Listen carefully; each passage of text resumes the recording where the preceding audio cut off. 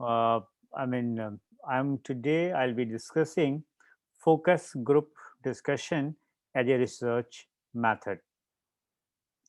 And as far as the focus group research discussion is concerned, uh, one thing, it's not, I mean, some people say it's an independent research methodology. Some people are of the opinion that it's a strategy to validate the data. Some people say to generate the data. And so researchers are divided on that. But anyway, uh, but the good thing about this uh, uh, is this, that it is used in both in quantitative paradigm as well as qualitative paradigm. So when you want to enrich your data or deepen your data from a different insight or a better insight, then also you can use focus group discussion strategies. Second is this, that some people say some researches can be conducted purely on the basis of purely on the basis of uh, what you call mm, uh, focus group discussion only. So in short, first theoretically in which background I'm going to talk about, and then I'll show you something that what is there. As far as the qualitative research is concerned, focus group discussion, complete name is not focus group, but it is called focus group discussion. So it is basically FGD. This is how it is known as. And a focus group discussion is a qualitative research method, and which is generally used in the field of social science. Now the question is that what is the emphasis? Like why it should be used, how it should be used, when it should be used, etc., etc. So the particular emphasis and application in the developmental program evaluation sphere. This is what people say, that application in the developmental program evaluation sphere. And it is a kind of semi-structured interview, but actually it's not an interview. Okay, FGDs are a, people say that it's a semi-structured interview, but basically it's a predetermined semi-structured discussion strategies, right? uh, and but this discussion is always organized by a skilled moderator. It's not like any television anchor or anyone can moderate it. Yes, if the anchor is very clear in his or her aims, he or she can do. But generally it's done by very, very experienced and skilled moderator. And the moderator asks very broad questions, starts with the broad questions to elicit the responses and generate a discussion among the participants. Recently, I have been told that NEPA people, under the research coordinator, Professor Bhushan, they have done some studies to identify uh, needs and aspirations of the college going students. And what they have done, they have conducted this study in different states of India.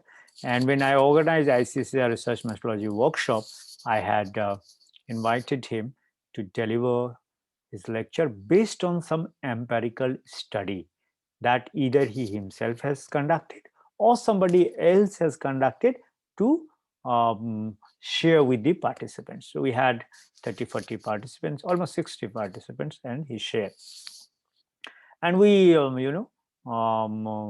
organized that particular lecture jointly.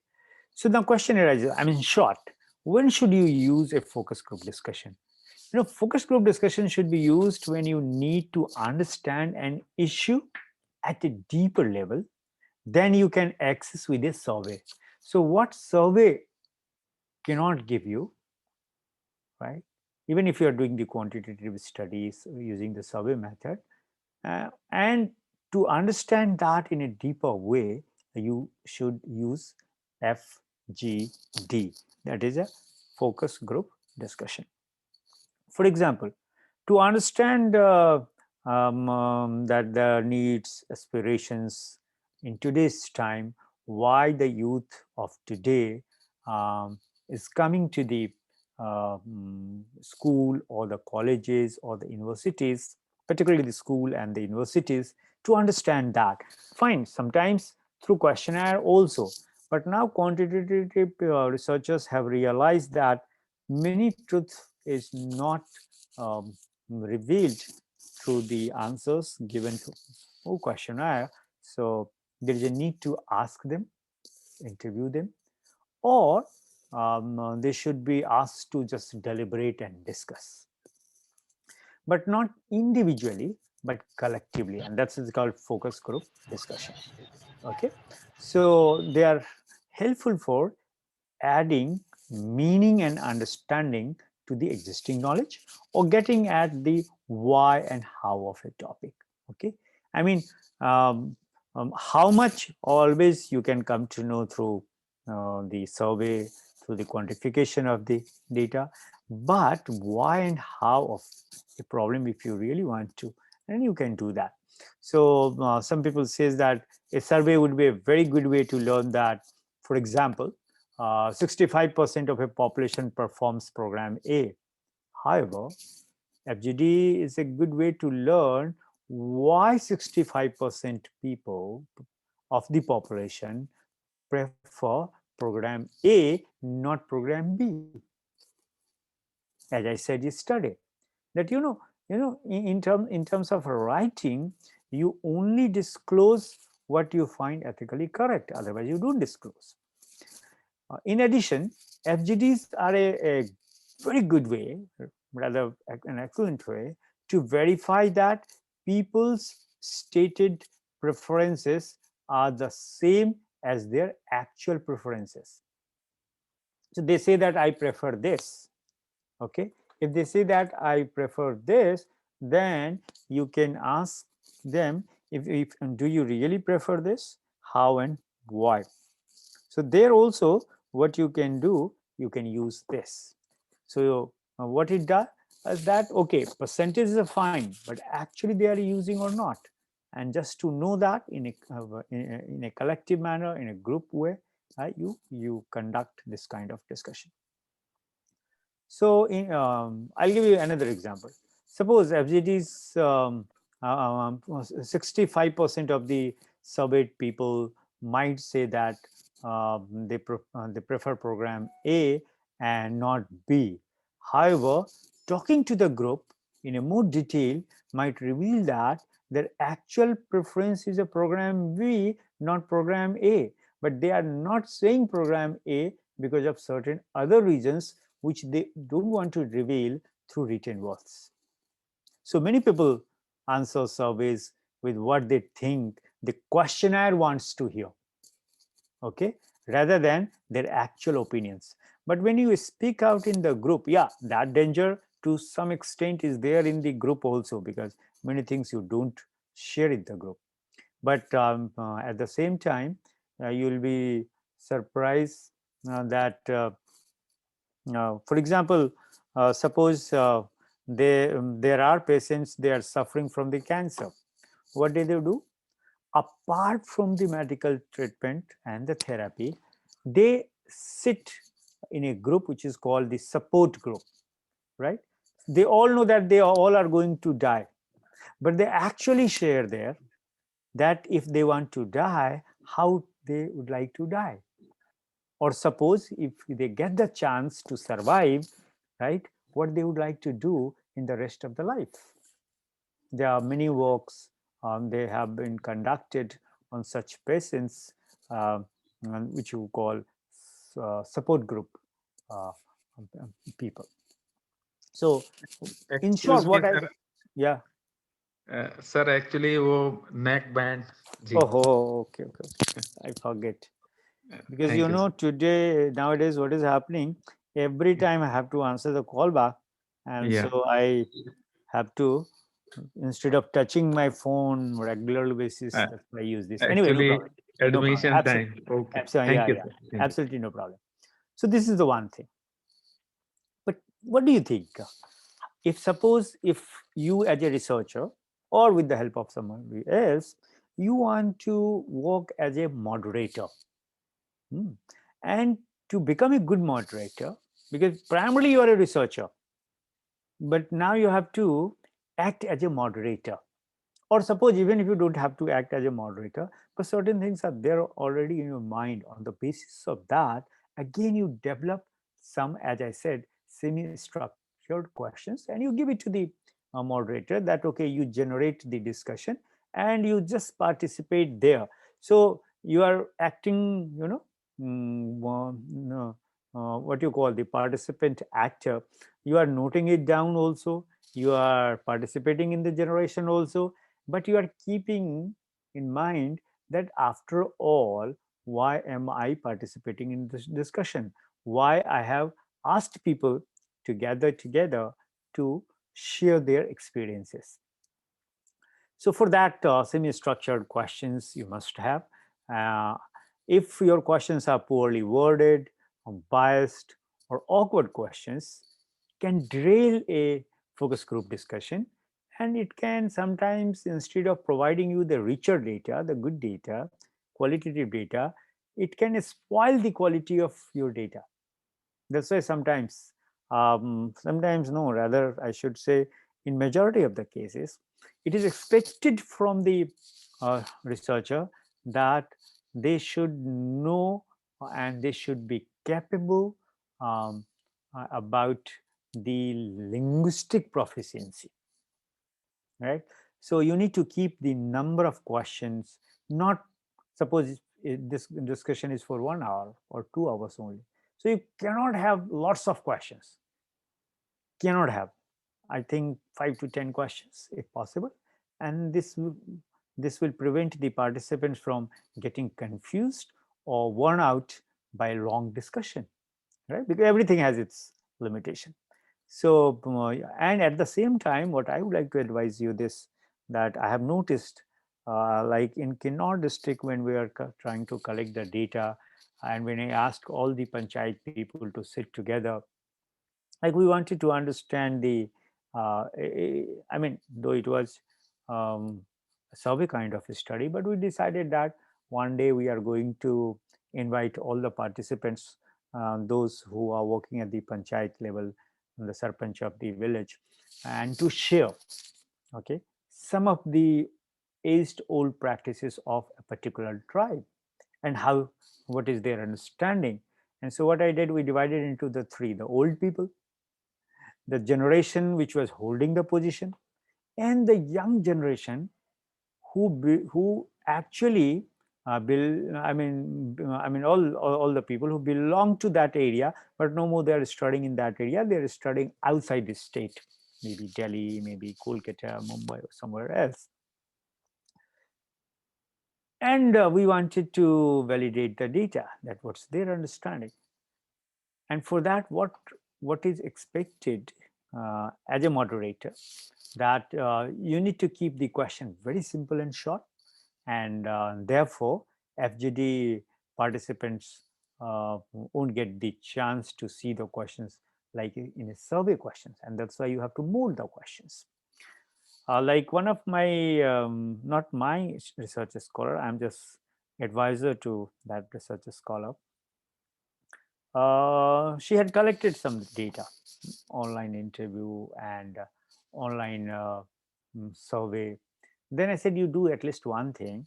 Why don't you invite among the 100 or the 50, at least 10 or 15, and ask them to gather at one place and now modify your question, mold your same question, and then generate the discussion and see what kind of validation is coming from them. But for that, I said you do one thing: when you are modifying your same question, which is there already there in the questionnaire, you need to ensure that the wording on questions is very clear. Otherwise, participants will end up discussing the question itself. No, they do need to, rather than what the question was trying to ask. So be very careful that the questions about sensitive issues or topics are asked carefully. Otherwise, the FGD will stop just because people are too embarrassed to answer some questions. They want to answer some questions, but if the wording is not correct, then they, instead of giving you the answer, they would like to refrain themselves and not to disclose. So, my sincere advice will be those researchers who are thinking to use this as a research tool, make sure that the questions are worded in a way that cannot be answered with a simple yes or no, as it happens always in a questionnaire form. Using words like why and how will help elicit better responses from participants. Suppose there are 15 women or 15 men, okay, and you want to understand the phenomena of divorce, right? What its implication on the lives of the people when actually it happens, particularly in a country like India, where it's still uh, divorce is considered as a stigma, and have the two group of the people. And suppose you are interested to understand its impact, psychosocial and emotional impact on the lives of the individuals who have undergone um, through the stress and storm of the divorce processes, what happened. So, what's the male's perspective, and what is the perspective of the female's participants? So instead of how it happened, why it happened, what was the reason, etc., etc. So these things need to keep in mind. Similarly, if you are even constructing the semi-structure questions, what you need to keep in mind is that the question should be probing in nature, question should be follow-up in nature, and the exit question. So three cycle. I mean, you take one concept related to one question, which will be probing in nature, second question follow up, and third will be the exit. Because why? Within 1 hour or 2 hour, suppose you have already formulated 10 questions, all the 10 questions you have to, or the 10 components you have to achieve.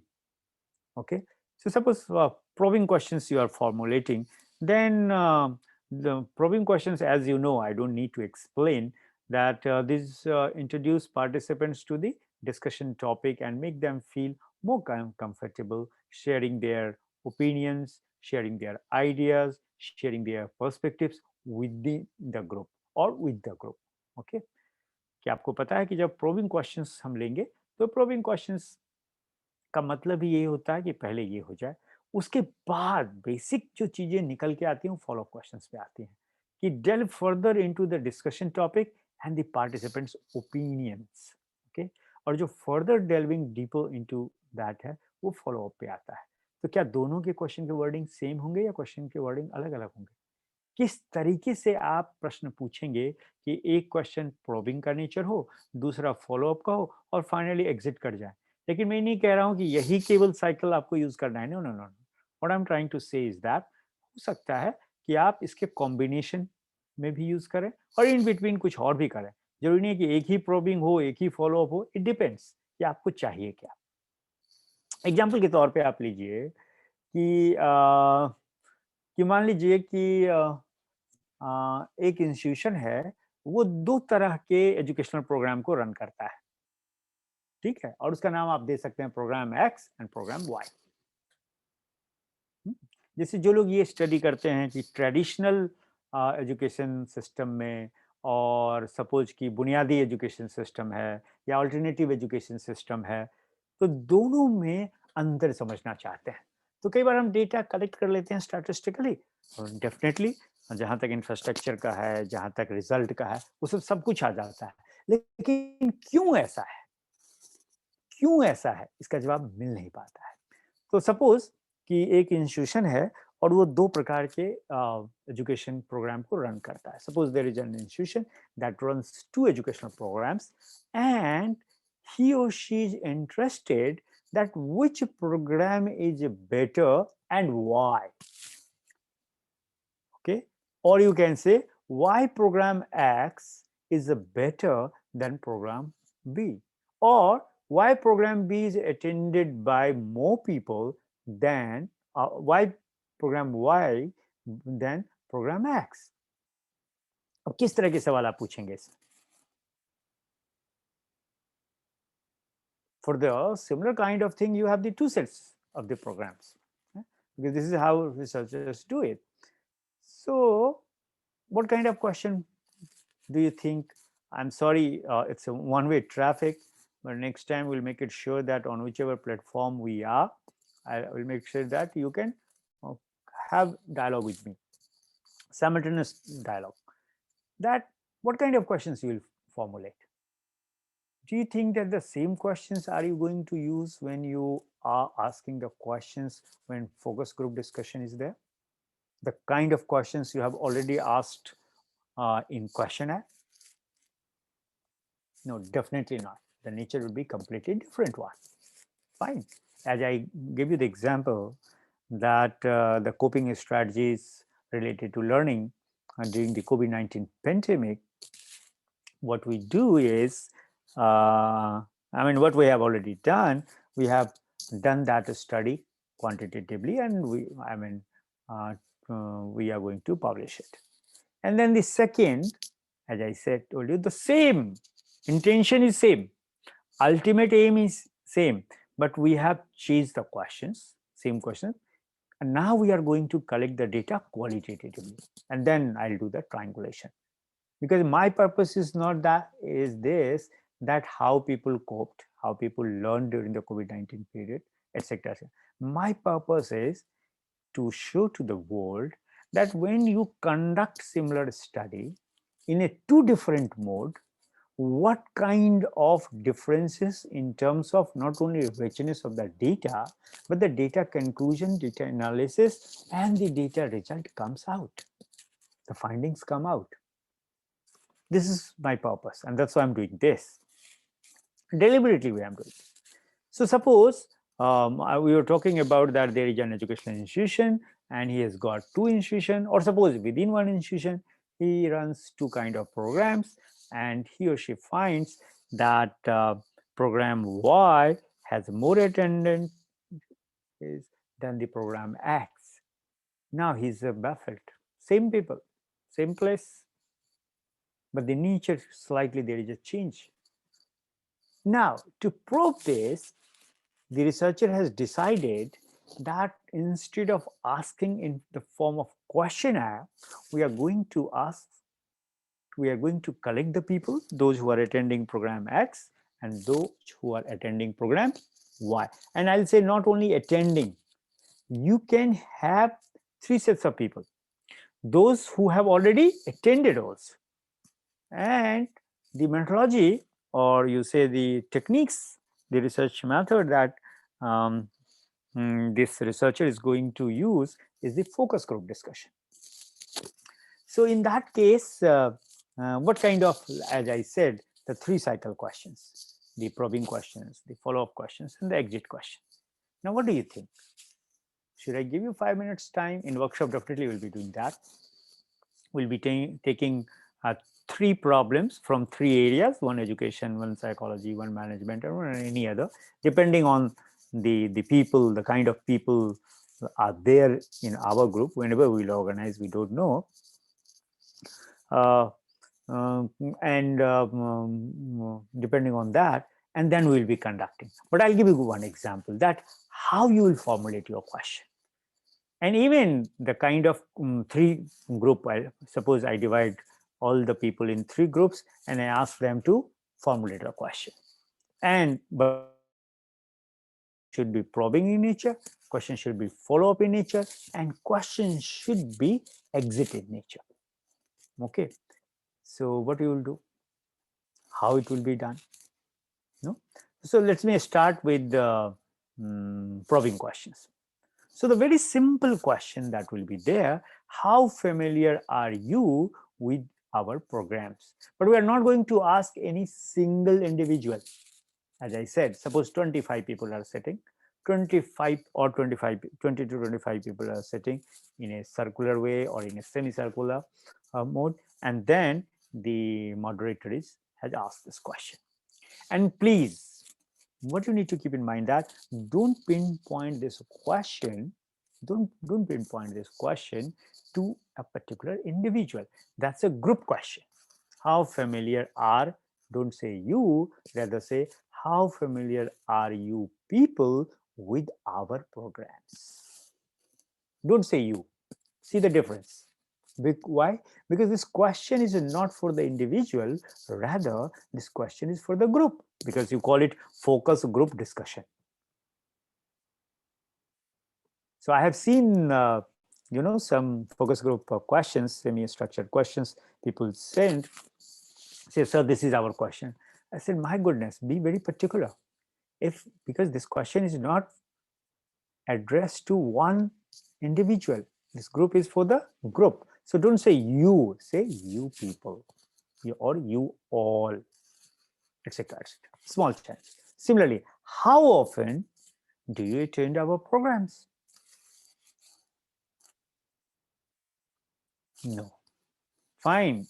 Content is right, but intent is slightly problematic here. Why? Again, what is the mistake? The mistake is, again, what this researcher has done. This researcher has formulated the question keeping an individual in mind.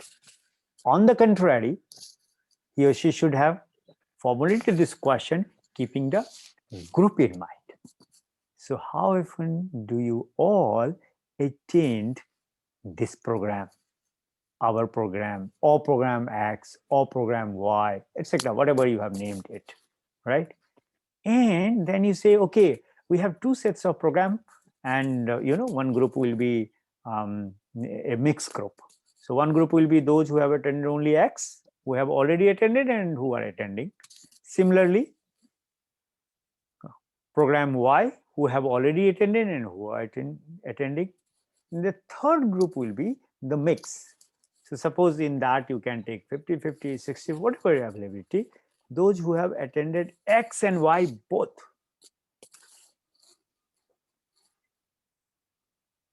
Because suppose a group which has attended only program X, how can you ask this question, what is your favorite program? X or Y? You can't ask this question. You can't ask. And that's what I'm saying. Very, very minute planning is needed as far as you are constructing the question. Similarly, follow-up questions you can design. And keeping, say, for example, guidance and counseling program X and guidance and counseling program Y. Like, in India, Praveen Malhotra, she's considered one of the celebrity in that area. She's done a lot of, she does counseling, particularly the guidance, career guide, counseling and career guidance. And she has collected data. She's done some research studies also, etc., etc. So don't say what are your, that's what I'm saying. What are your favorite and least favorite aspects of, say, example, guidance and counseling program X? Or what are your favorite and least favorite aspects of a guidance and counseling program Y? Or what influences whether you would like to attend our program X related to guidance and counseling or program Y related to guidance and counseling? It could be related to program therapy, or it could be self-motivation. It could be anything else. And what influences whether your friends attend a program? Now, why this question?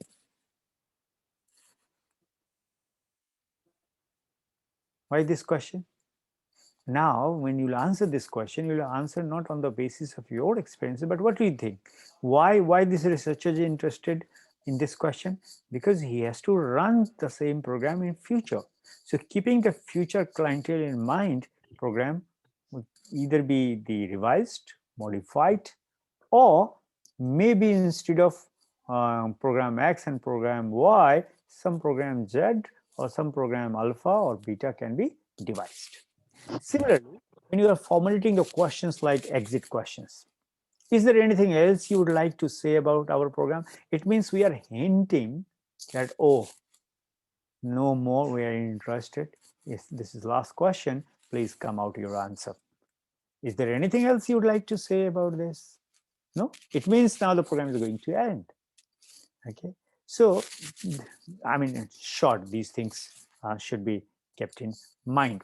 Similarly, you have to be very particular about selecting the participants. So focus group discussion involve, it could be 15 people, it could be 20 people, depending upon, like in Jammu and Kashmir, if you are going to the college, if the maximum strength is of 500, and if you have got even 10% of the total population, 50 is more than sufficient. No, sometimes 25 is more. But if you are going with the same in a state like Bihar and UP, you know the strength of the college and the university. Okay, so greater than, I mean, like in European and American scenario, anything greater than 8 to 10 is considered a crowd. But in India, why? Because maybe out of 20 or 25, 10 will not speak to you something.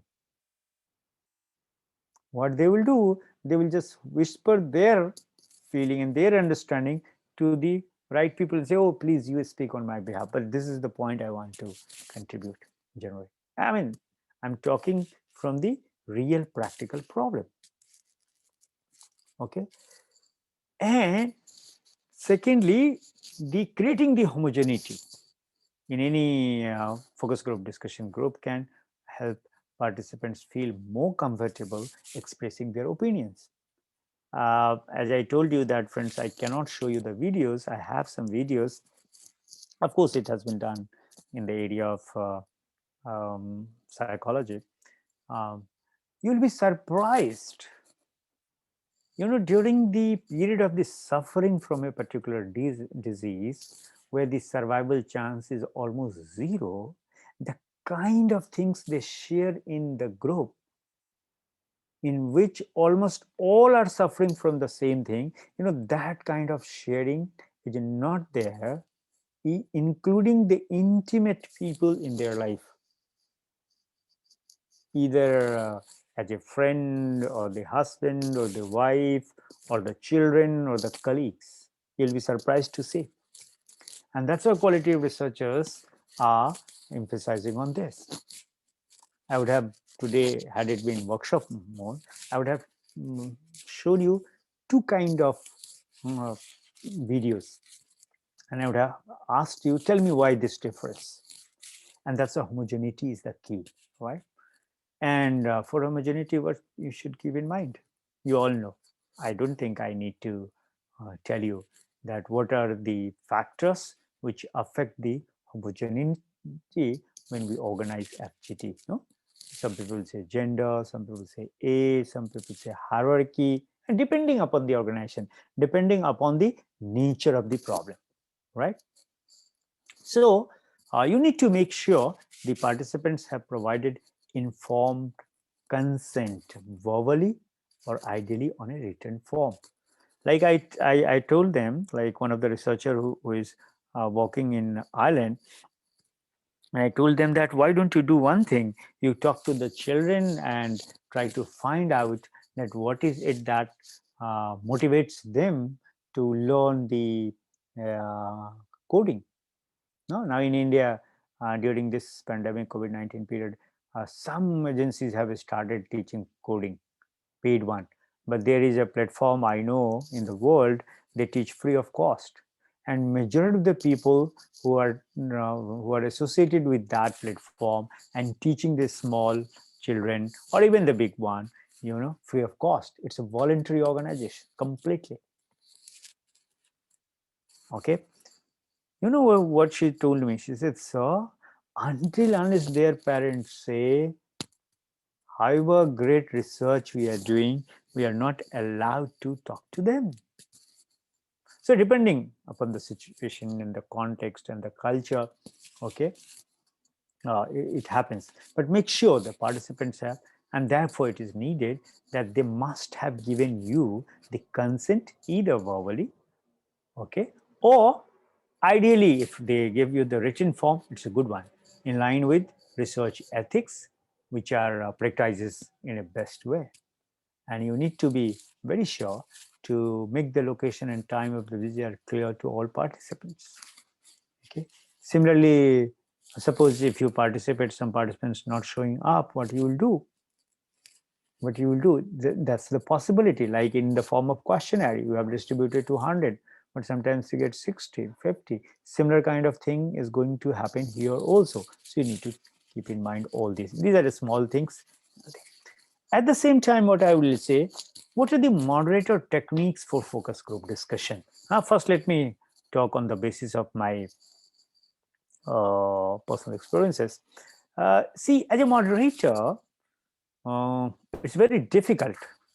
But if you'll try not to swayed by the your context, your own preferences, the background, etc., etc. I mean, it is expected that you should all, which is not possible, frankly speaking. 100% possibility is not there, or 100% accuracy is not there. To remain neutral, to ensure that everyone feels comfortable expressing his or her opinion. Okay, so I mean, it is advised that no nodding, no shaking your head, no raising your eyebrows, which generally moderator does. No, neither agreeing or disagreeing with the comments. Why? Because you are not, in the moment they will see this, they will not come out with the kind of answer which you actually need. You say, oh, I see. Whether it's that response is not good or bad. I remember in MPhil, I had to interview. Initially I had decided to interview 10 adolescents. So later on, I dropped the idea. So there is a psychologist in Delhi FM. She used to come very regularly with a program called Psychos, and then the head of department that time asked me, okay, why don't you talk to her? And she gave me 3 days training that actually how to conduct an interview from the psychological point of view, regularly 3 to 4 hours, all the 3 4. So I went and I came back, and then I used to show her, and then again she used to give me the feedback, and I used to reform myself, and then I stood. And finally, even then, the things were not coming. Then I decided, oh my God, I have to conduct this study in a different way. So I sought the permission from their parents, and I spent at least, 1 month, 1 to 2 months with each individual case uh, for my study to collect the deeper level of data. Okay, and therefore, that's what I'm saying. As a moderator, suppose you're a researcher and you're performing a task like a moderator, you shouldn't do nodding or shaking your uh, head or raising your eyebrows or agreeing or disagreeing with the comments or praising or denigrating the participants. No. Similarly, elicit further information from the shy participants with comment like, can you tell me more about that? Help me understand what you mean.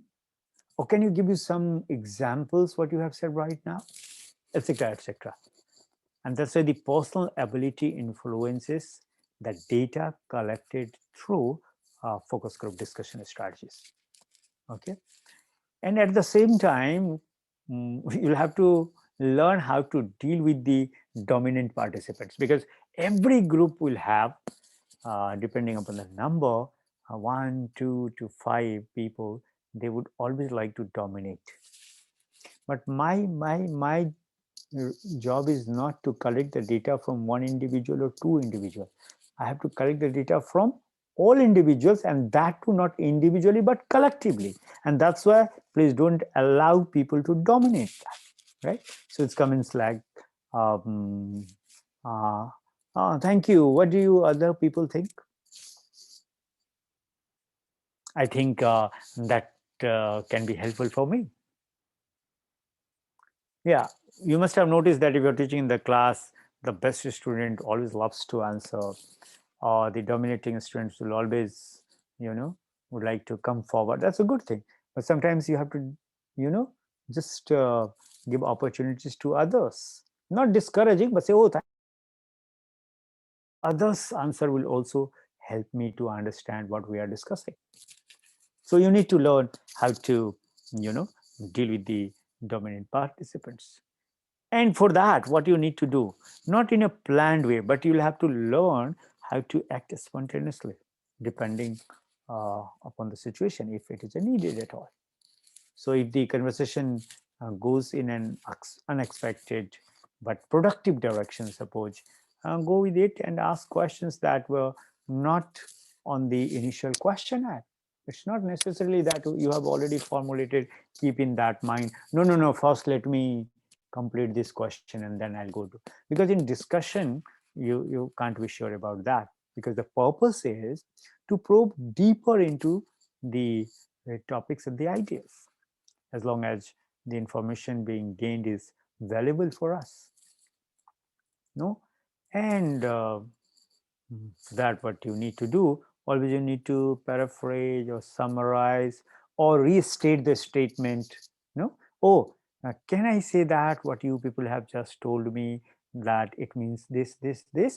Then you know what will happen. Some people who agree, they will say yes, but some people who don't, they would like to add something else. Yes, right, partly right, but this is what mean I wanted to convey.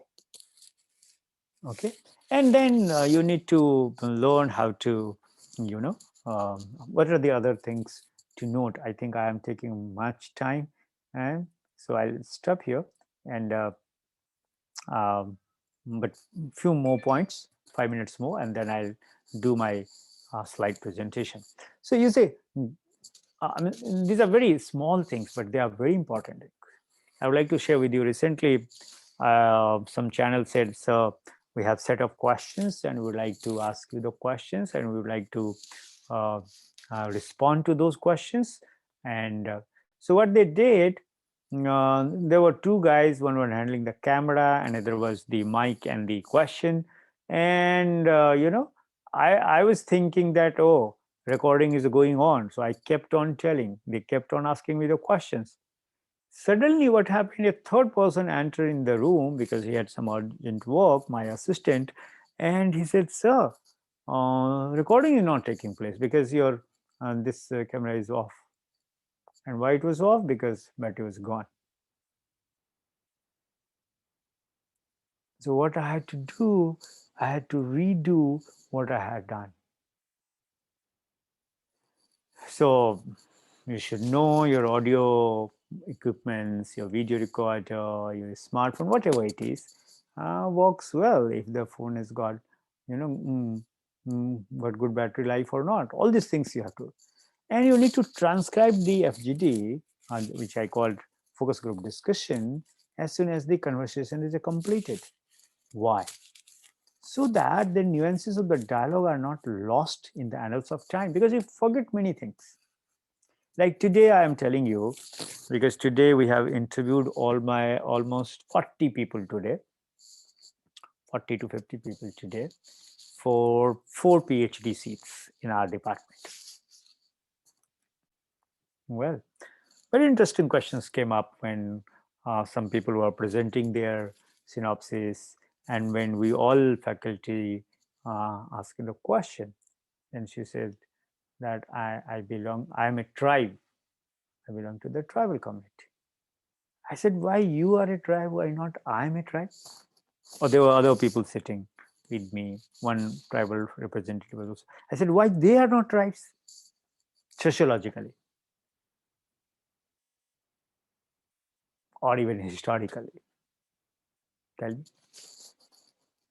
You know, sometimes, you know, whatever you do recently and start you transcribing the things, then some new insights come, and therefore my suggestion will be, don't think that, oh, today recording we have done and tomorrow we'll yeah, if the situation and the condition is not allowing, don't do. But if it is allowing you, then my simple suggestion will be, do it that day only.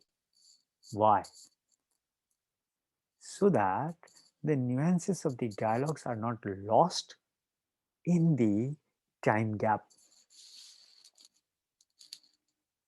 So it is the best to take the notes in the midst of the dialogue and after the episode with the participants, and therefore reflective notes make for robust qualitative data. Do you know there is software, if you suppose if you have already given your questionnaire there and intention as well, so after discussion they summarize the points also. Okay, but anyway, um, so ideally, uh, if you're conducting in not in India but others, they say that you'll have to pay something, but it depends how much resources are available to you.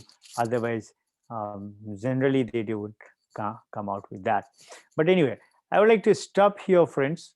And what I would like to do is, instead of talking, keep on talking and talking, to make my presentation focused, I would like to share what uh, I generally do, but I'm not going to present today the big slides, but a smaller one, and I'll show you something that which is important, or I don't know. Let's see. So this is what I think you can see my slides. Well, and this is the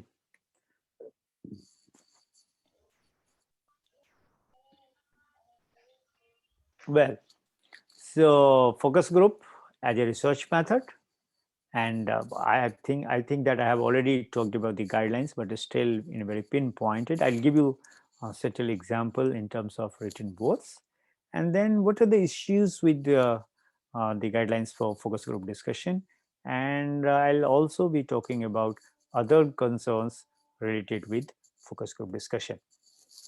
So as I said, friends, focus group or group interviews, some people say it, but they are not interviews actually, are employed in multiple ways, and they are used for particularly, this research methodology uh, became very popular among the researchers related to market products.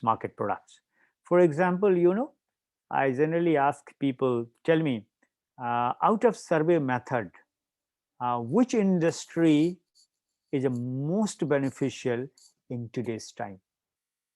In today's time means in the last 15 years or 50 years or 60 years or 70 years or even in last 20 years. Any idea? Any clue? That's people when they started conducting survey or in last 100 years, which industry is the most beneficial of that? Anyway, you try to guess. By the time I go ahead, maybe in the end, I'll talk about. So they are particularly, there was time when they were used for market research to test and develop the products.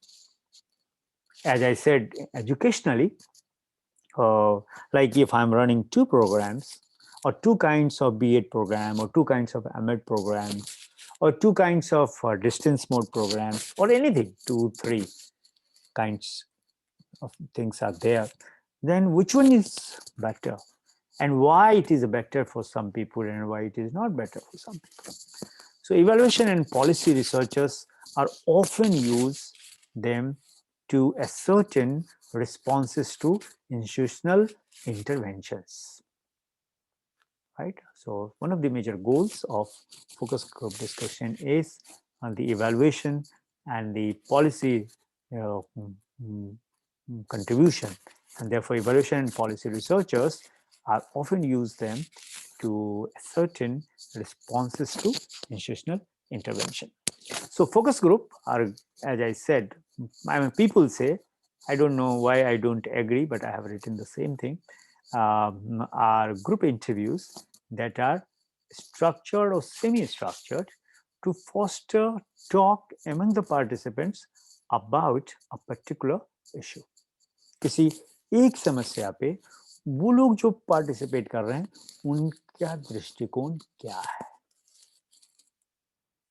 ठीक है, जैसे अभी बिहार का election हुआ और कोई researcher इसमें interested है जो भी रिजल्ट आए, किसी भी पॉलिटिकल पार्टी के फेवर में रिजल्ट आए, वो ये जानना चाहता है, ये नहीं वो जानना चाहता है कि कितने लोगों ने इसको वोट दिया और कितने लोगों ने उसको वोट दिया, कितने लोगों ने इन दोनों को नहीं छोड़ के किसी और को वोट दिया। वो ये जानना चाहता है वो कौन से फैक्टर थे जिसकी वजह से इतने परसेंटेज लोगों ने पॉलिटिकल पार्टी एक्स को वोट दिया और इतने लोगों ने पॉलिटिकल पार्टी वाई को वोट दिया।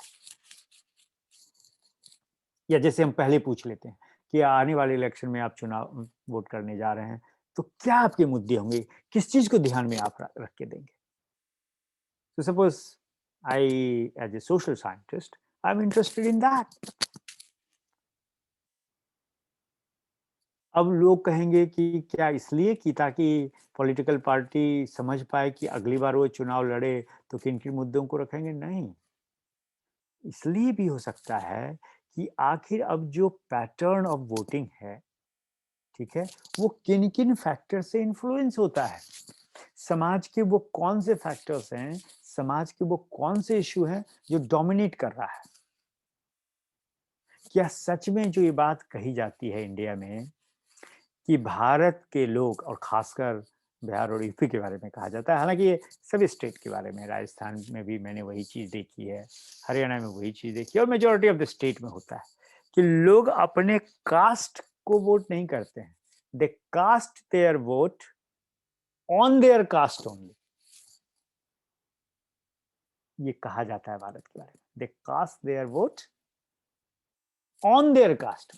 अगर ये सच है या झूठ, और कहां तक ये सच है, तो डेटा से तो ये पता चलेगा कितने लोग ऐसा करते हैं, क्या करते हैं, लेकिन क्यों करते हैं ऐसा,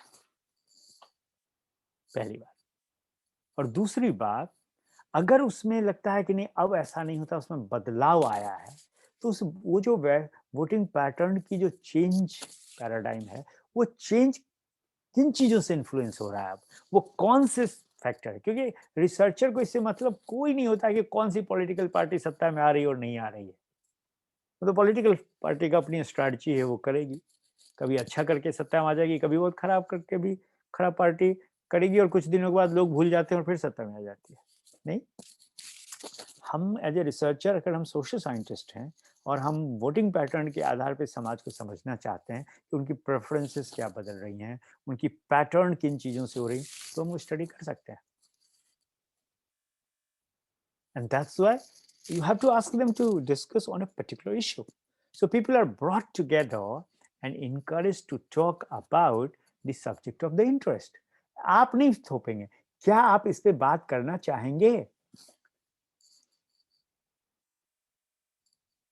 That's what I'm saying. Homogeneity बड़ा मुश्किल है, क्योंकि आप बहुत अच्छा रिसर्च कर रहे हो लेकिन लोग उस पर नहीं बात करना चाहेंगे, तो एफजीडी सक्सेसफुल नहीं होगा। लेकिन हाँ, छात्र क्यों आना चाहते हैं, छात्र की क्या नई अपेक्षा है आज के एजुकेशन सिस्टम से। छात्र जब एक कॉलेज आता है या विश्वविद्यालय आता है या महाविद्यालय आता है, तो क्या उम्मीद करता है, उसको क्या मिलेगा। जैसे मैं आपको कहता हूँ, जो लोग एजुकेशन के लोग जुड़े हैं, पता है हमारी भी यही फीलिंग हो रही थी कि हमने तो ऐसा बीएड में कुछ भी नहीं सीखा या कुछ भी नहीं सीख पाते हैं जिससे पता चले कि हम बेटर टीचर बन गए। Or at MAd level, when we study research, it doesn't appear that we have learned certain things which have made us to become a better researcher. Why?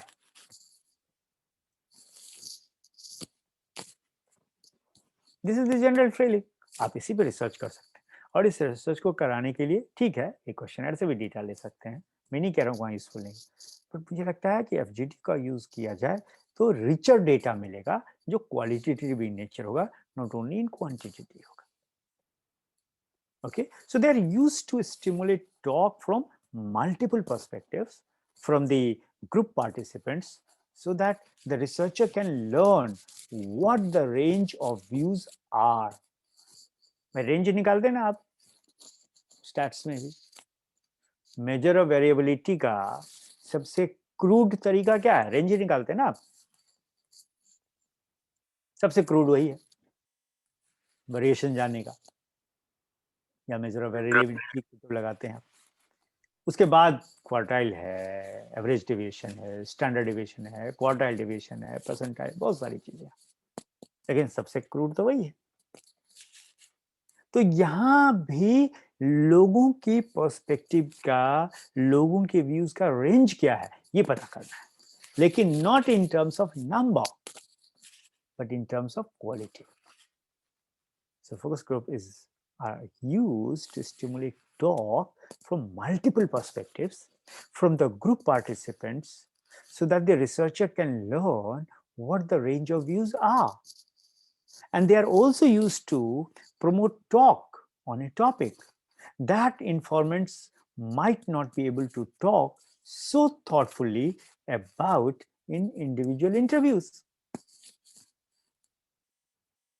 कुछ बातें हम अकेले नहीं कह पाते हैं किसी के सामने, लेकिन सब लोग मिल जाते हैं। कभी आपने पढ़ा होगा ग्रुप डायनामिक्स क्या होता है, या ग्रुप साइकोलॉजी क्या है, या साइकोलॉजी ऑफ मास क्या होता है, साइकोलॉजी ऑफ क्राउड क्या है। जो बात व्यक्ति अकेले नहीं कहता है, और जब वो कोई रैली करता है, कोई सभाएं करता है, कोई गैदरिंग करता है, तो देखिए उसमें कह जाता है कि नहीं कह जाता है, सही या गलत, आई am not talking about that. लेकिन जो उसको अकेले इंटरव्यू में कहने की हिम्मत नहीं पड़ती है, वो उस अपने ग्रुप में कह जाता है। हो सकता है दूसरे ग्रुप को गलत लगे। तो what is the range of the views? So group participants can stimulate each other. Why it happens?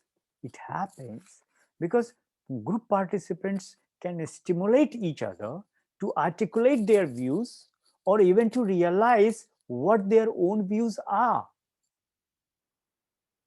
और कई बार आपको लगता होगा, अरे वो भी तो बोल रहा है जो मैं बोलना चाहता था, तो मैं जो वो नहीं बोल पाया और जो मैं चाहता था बोलने के लिए, अब टाइम है, बोलो, डिमांड करो, कहो। आज ही मैंने एक सवाल पूछा एक मतलब उडवी रिसर्च स्कॉलर से, जेआरएफ थे दोनों,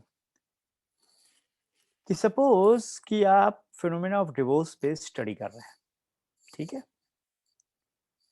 और एक व्यक्ति 10 व्यक्ति से आप मिले और आपको पता है कि 10 ने, all the 10 women or all the 10 men are divorced. सबसे मिले, आप कौन हैं, क्या हैं, बताया। एक से आप मिलते हैं तो कहता है I am so and so, और बड़ा शॉर्ट होके कहता है आई एम ए डिवोर्सी। बाकी 9 ने नहीं कहा। इसको कैसे इंटरप्रेट करेंगे? Why the 9 people in a group of 10, 9 you know, but they themselves haven't told you that they are separately, individually, they are divorced. But there is one, he or she has emphasized and asserted, I'm a divorcee. अब इसको कैसे लिखेंगे qualitatively? मैंने पूछा उससे, क्यों ऐसा होता है? क्वेश्चन एड में पूछिए तो 10 के 10 आपको बता देंगे, लेकिन बोल क्यों नहीं पाया? लेकिन उन्हीं 10 को जब एक साथ आप बिठा दीजिए तो पूछिए कि what was it that really compelled you to get separated, to to seek divorce or to divorce someone? और जब सिमिलर काइंड होंगे नेचर में, तो they will be able to speak out. Why?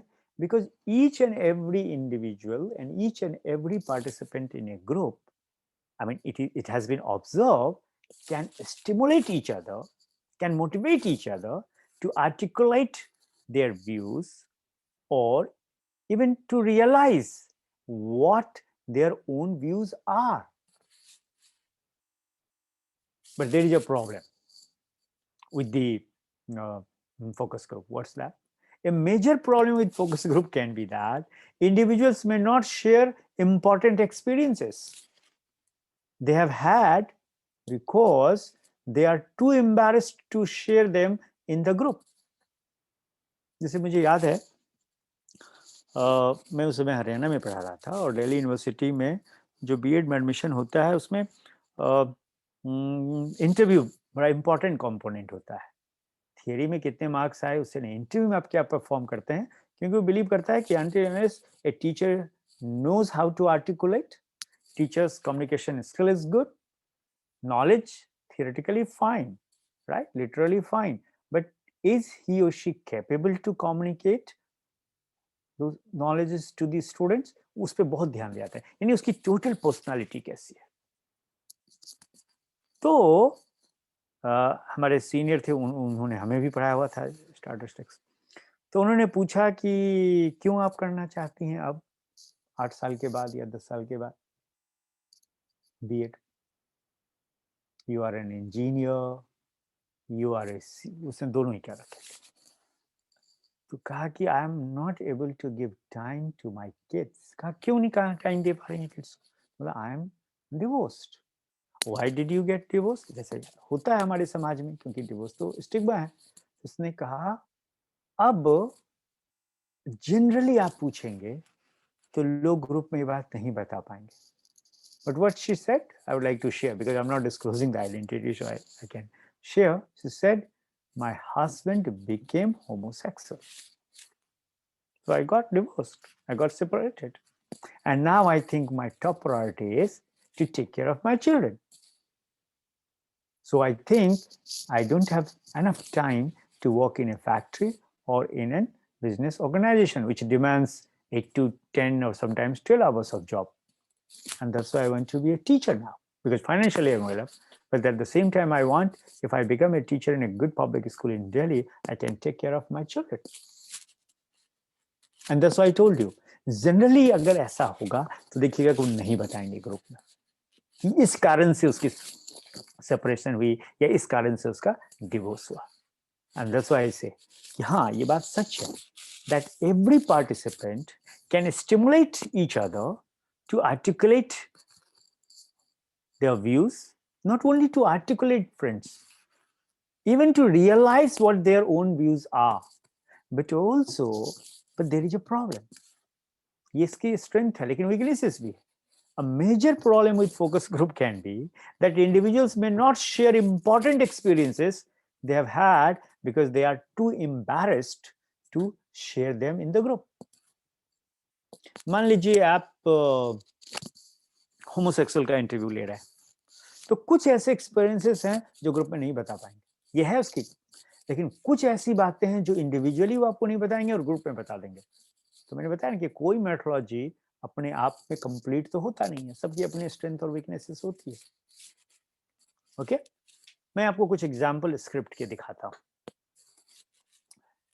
And I am talking about the guidelines for focus group discussion. ये मेरी किताब से ही है, ठीक है।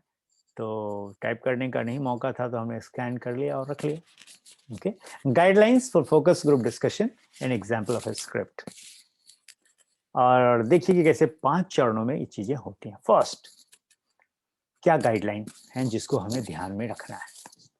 हालांकि मैं ज्यादा बातें कर चुका हूँ, लेकिन फिर भी pinpointedly, what are the guidelines if you have decided to conduct your research using this method that you need to keep in mind.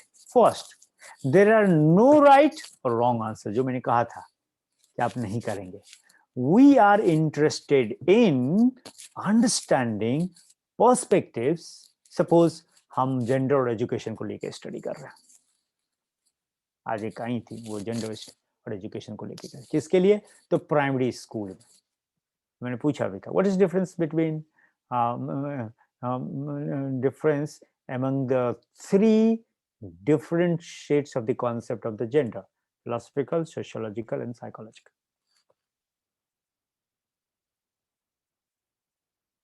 And that's the first thing that you need to keep in mind, friends, that there are no right or no wrong answers. I'm not interested in that people are saying rightly or wrongly. I'm interested in the range of their views. So we are interested in understanding perspectives about gender and education. Second, you shouldn't feel that you have to agree with everyone else in this group or in this room if that's not how you really feel. I repeat, friends, कि हाँ, आवश्यक नहीं कि आप उस बात से सहमत होइए जिससे आपको लगता है कि सहमत नहीं हुआ जा सकता है। नहीं, ये आपका कंसर्न नहीं है। सपोज आप एक पॉलिटिकल पार्टी एक्स की आइडियोलॉजी को कैरी करते हैं, लेकिन पॉलिटिकल पार्टी वाई की आइडियोलॉजी को कैरी करने वाले लोगों का फोकस ग्रुप डिस्कशन कर रहे हैं, तो हो सकता है बहुत सारी चीजों आपको लगे कि ओहो नहीं नहीं नहीं, इससे तो सहमत हुआ नहीं जा सकता है। लेकिन एज ए रिसर्चर जो सेकेंड इंपॉर्टेंट एडवाइस दिया जाता है वो ये, you shouldn't feel that you have to agree with everyone else in the group who are sitting in the lawn or in the room or anywhere, if that's not how you really feel.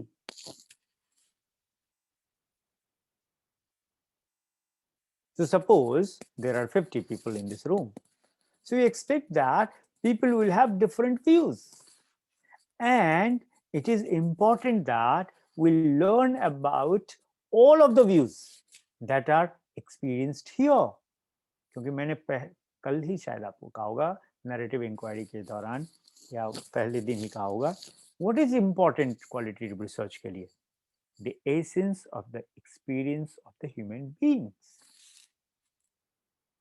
तो suppose कि आप group discussion कर रहे हैं और 50 लोग बैठे हैं आपके किसी कमरे में या लॉन पे या कहीं भी, so there are 50 people in this room, so we expect that people will have different views, definitely as many people so many views। और इसीलिए आज भारत का वोटर कंपेल्ड नहीं है कि वो पार्टी एक्स को वोट दे, वाई को दे, कैंडिडेट जेड को दे और पी को दे ना। आज वो नोटा का भी आया है ना बच्चे।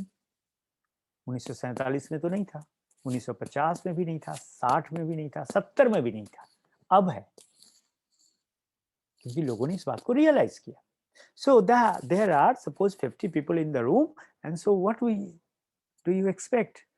We expect that people will have different views, and it is important that we learn about all of the views that are represented here. But if you find yourself feeling upset about the talk, you can leave at any time.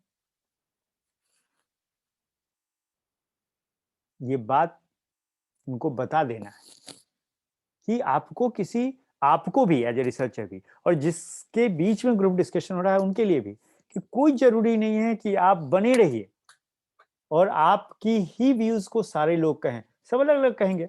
आपको लगता है कि नहीं इस views से मैं सहमत नहीं हूं और इस पर मैं नहीं, आप जा सकते हैं। Third guideline for focus group discussion is जो आप उनको बताएंगे, we want you to feel comfortable saying good things as well as critical things. Don't say bad things, critical things.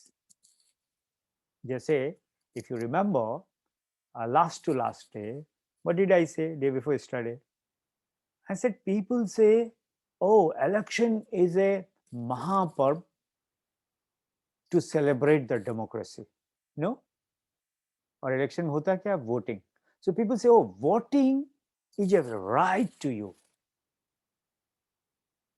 You feel empowered that you can elect the people. Now change the discourse. Do you think that the voting is really a power? For me, people like me, if I look at this phenomenon critically, I find no, voting is not power of the individual citizen. Voting is particularly a method with the help of which you disempower yourself and you give your power to someone else. Think ideally. Think critically. Think in larger context, not the smaller context. Think in larger perspective. And people like me and others come to this. But I am not advocating that therefore people should not vote. No, what I'm saying, we need to think about the alternatives of the kind of voting system that we have today. इसलिए America में आप देखिए क्या हुआ, America में कई बार popular vote ज्यादा मिलते हैं हारे हुए कैंडिडेट को और जीत जाता है कोई और, क्योंकि पॉपुलर वोट के आधार पे अमेरिकन इलेक्टोरल सिस्टम में किसी भी प्रेसिडेंट का सिलेक्शन नहीं होता है। इलेक्टोरल कॉलेज के आधार पर होता है वगैरह वगैरह, खैर that's a different issue. Okay, so we want you to feel comfortable saying good things as well as critical things. We are not here to promote a particular way of thinking about gender and education. ये बातें आप उनको बता देनी पड़ेगी. We just want to understand how students coming into this university make sense of it. मैंने आज पूछा था उससे कि मान लो जेंडर एजुकेशन पे स्टडी करोगी तो कौन से रिसर्च मेथोलॉजी का यूज करेंगे. किसी एक ने नहीं कहा. 4-5 लोग लेके आए थे कि हम जेंडर एजुकेशन पे करना चाहते हैं कि हम क्वालिटेटिव रिसर्च करेंगे, हम सर्वे करेंगे. किसी एक ने नहीं कहा कि हम फोकस ग्रुप डिस्कशन भी कर सकते हैं, उससे भी हम जान सकते हैं उसके कॉन्सेप्ट को वगैरह वगैरह. तो ये बात तीसरी गाइडलाइन ग्रुप में आपको फोकस ग्रुप के लोगों को बता देना पड़ेगा. We just want to understand how students coming into this university और coming to this college or coming to this institution make sense of it. That's it. हमारा interest इसी में. Fourth, we ask that you talk one at a time so that we can be sure to hear everyone's views and get them and on tape. क्योंकि सब एक साथ बोलेंगे course answer कुछ capture ही नहीं कर पाएंगे, आप कुछ सुन ही नहीं पाएंगे, कुछ समझ ही नहीं पाएंगे.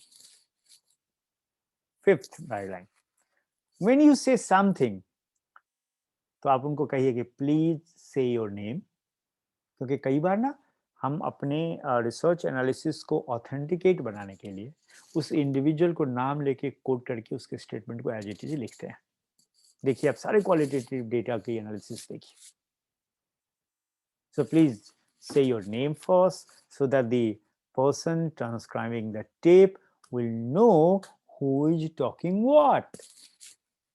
So you can say simply, this is Arvind, this is a Mohan, this is Molly, whatever, and this is etc etc. Okay, now जो मैंने कहा था कि जो क्वेश्चन है जिसमें मैंने 3 साइकिल दिया था, probing, follow up and exit, no? So questions to organize some issues involved with focus group. पहला, have you chosen a topic that will evoke multiple perspectives and on which informants can bring their individual experiences to bear? ये पहली बात याद रखनी. I repeat, have you chosen a topic, जिस topic पे वो लोग डिस्कशन करेंगे participants, that will evoke multiple perspectives? क्योंकि उसी के लिए सुटेबल है. जिसमें सिंगल पर्सपेक्टिव चाहिए आपको तो आप कर लीजिए सर्वे, आप कर लीजिए क्वेश्चन है. And on which informants can bring their individual experiences to bear. जैसे ट्रांसजेंडर होना, तो क्या लगता है कि ट्रांसजेंडर एज ए ग्रुप सबका एक्सपीरियंस एक होता है? नहीं, अलग अलग होता है. तो उसको कैसे कैप्चर करेंगे? वरना लोग समझते हैं हाँ ये सब फलाने ग्रुप के लोग हैं. Second, have you developed a strategy to emphasize to informants that their ideas will be valued and that what they say in the group will stay confidential? जैसे हम मतलब आपको ये देना होगा कि ग्रुप में ही आप कह रहे हैं लेकिन ये बात नहीं रहेगी. इवन हम आपको कोड करते हैं तो रियल आइडेंटिटी हम नहीं करेंगे बशर्ते कि आप इजाजत ना दे दे. इंडिया में आप देखिए कि उस एक्ट को रिवाइज करने में कितना टाइम लगा. Next, will you be able to build groups that have diversity among the participants? अगर ये सब काम आप नहीं कर सकते हैं तो आप फोकस ग्रुप स्ट्रेटजी को मैं तो ये कहूंगा मेथोडोलॉजी को यूज नहीं करिए. Next, how will you plan the sequence of the group from introductions to developing rapport to structuring the group's talk? Right? अच्छा, एक एग्जांपल देते हैं कि मैंने कहा था कि मॉडरेटर की भूमिका करना है, तो एक एग्जांपल आपको देता हूँ, यह है मेरी किताब में, आप देख सकते हैं। Opening A script for facilitators of vocabularies of gender focus group. कि कैसे आप स्टार्ट करेंगे।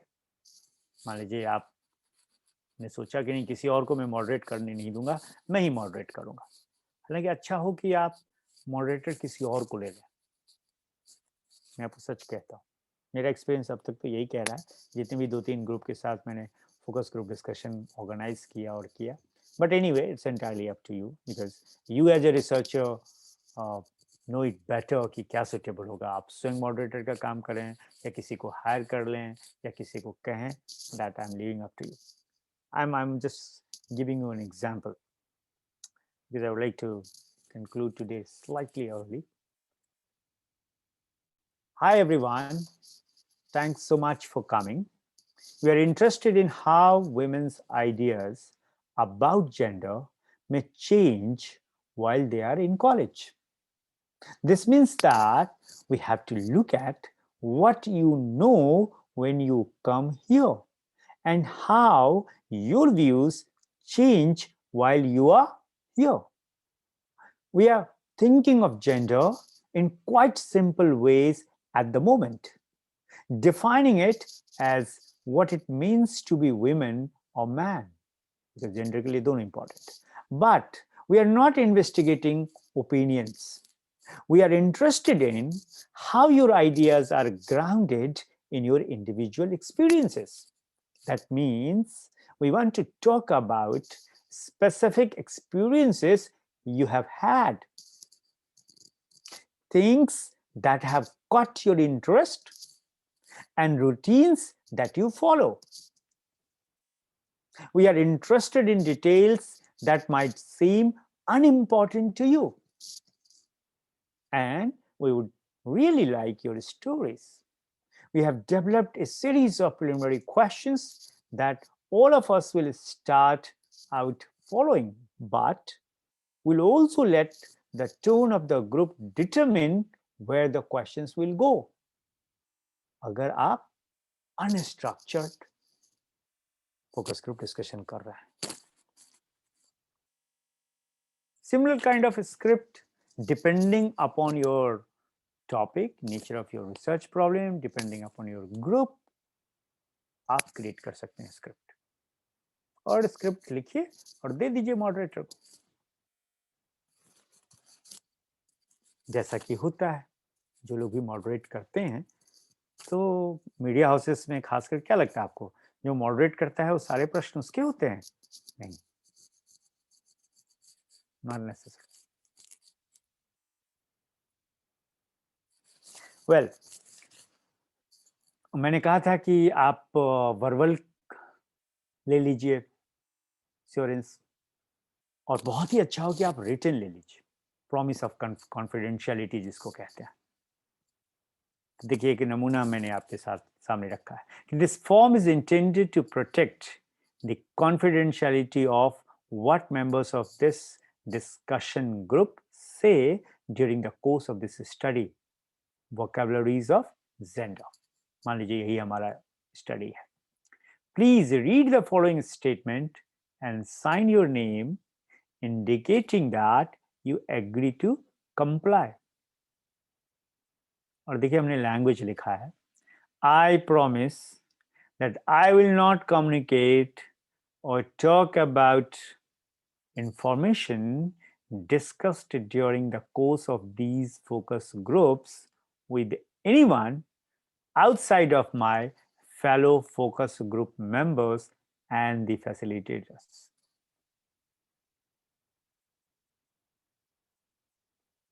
वरना आपको पता है कि गॉसिप कल्चर पूरी दुनिया में, अभी एक स्टडी हुई है पता है आपको, हालांकि gossiping is a very important part of human existence and human culture in almost all cultures of the world, frankly बताऊं, और वो बहुत जरूरी भी है जिंदा रखने के लिए,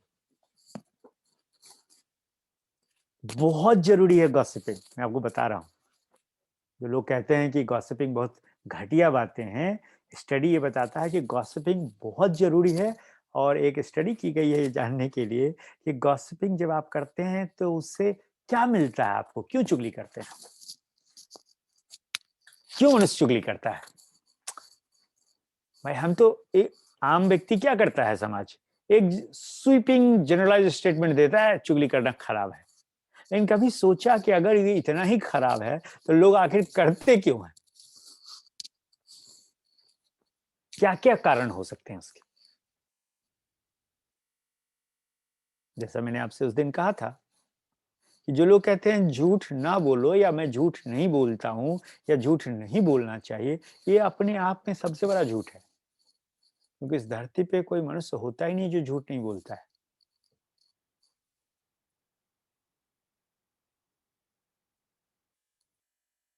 मनुष्य तो छोड़ दीजिए, ईश्वर भी को भी झूठ बोलना पड़ता है।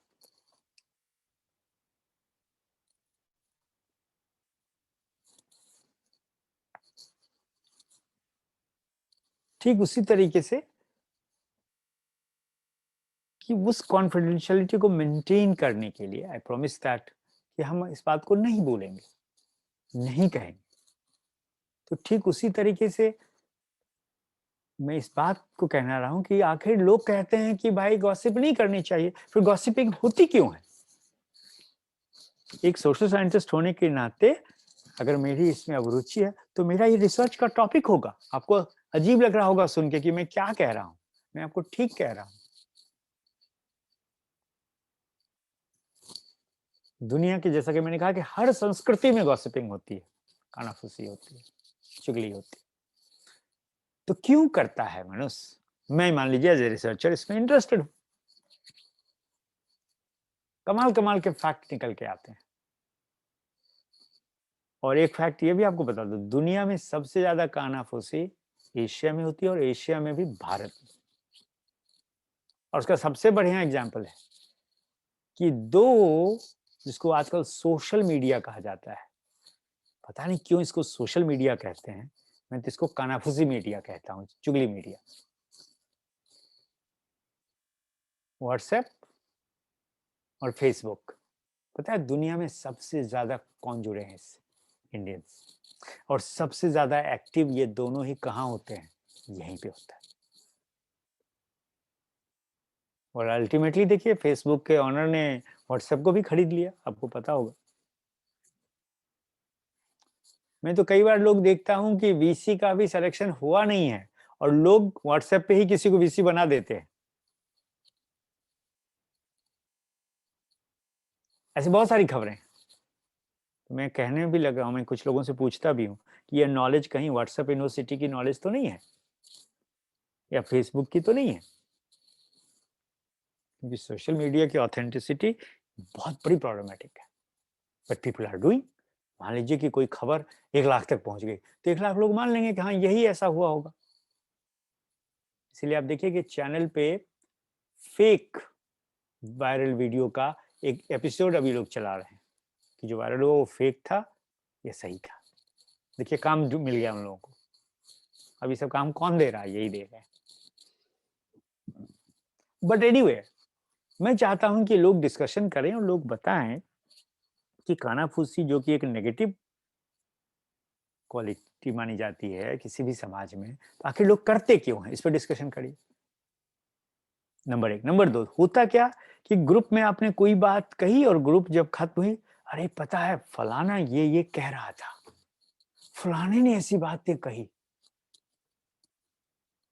And that's it is very important कि जो पार्टिसिपेंट आपके आप I mean all the participants whom you have invited in a focus group discussion, आप उनसे कॉन्फिडेंशियलिटी का ये ले लें that I promise that I'll not communicate or talk about information discussed during the course of these focus groups with anyone outside of my fellow focus group members and the facilitators. क्योंकि कई बार तो ये होता है कि एक ही दिन में तो बात होती नहीं है, आपको 8 दिनों तक ऑर्गेनाइज करना पड़ता है, 10 दिनों तक ऑर्गेनाइज पड़ता है और वही मेंबर रखते हैं आप। This happens. क्वालिटेटिव का डेटा लेना बड़ा मुश्किल है। सो I would like to conclude with this, as I said, friends, because I have a little urgent work today, so I decided to keep it uh, small. But still, I'm not uh, going. 15 minutes we can discuss. But yes, by 7:15, I would like to stop here. So finally, what I would like to say as a researcher, as a moderator, you have to see yourself as a participant at the same time as a facilitator. So role reversal, facilitator, participant, participant, facilitator, both. You are facilitating at the same time you are participating. And when you are participating, you have to facilitate the discussion also. So keeping that only, I suggested that it would be better that you should uh, mm, ask someone else to moderate, so that you can very keenly take a note, not only in the form of audio and video, but with on paper and pencil also. Some point, some words, something is coming out very uh, interesting, which generally people don't know. And that's the job of the researcher, particularly in social science. The things we take for granted, what is the real reason behind that?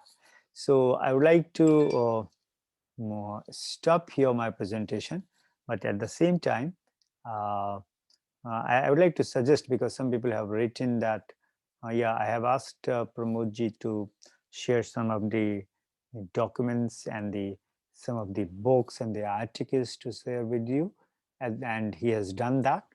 I have seen, and every day he will be doing. Uh, I hope so.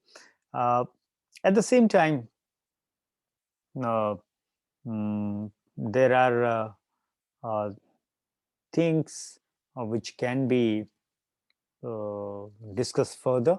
For example, suppose I would like to share with you, like in education, what are the things that you should study? Uh, and this is the real one. I'm not saying that. And these drafts have been sent to me uh, by the same people, that please go through this and suggest us. If you are interested, I can share with you. For example, Shahid Bhagat Singh College, Delhi University, and College of Vocational Studies, Delhi University. And the subject groups was students from the UG, undergraduates in history, economics, commerce, and BCA. Okay.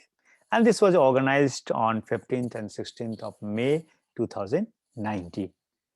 And the topic was um, evaluation reforms in higher education institutions in India. See, I'm giving the example. This is the, and this is available. I can share with you uh, this maybe in the form of what you call, say, some links or even hard copy. I won't mind. Evaluation reforms in higher education institutions in India. And I would like to read out, see what is this. And this was actually conducted there. And out of that, just I would like to share with you, see 3 pages notes. Evaluation reforms in higher education institutions in India notes that the higher education system is examination oriented. Examination system is affiliating in nature, with external final university conducted examinations at the end of every semester or every year tests memory power of students. The report also notes that examination causes stress and anxiety to the students.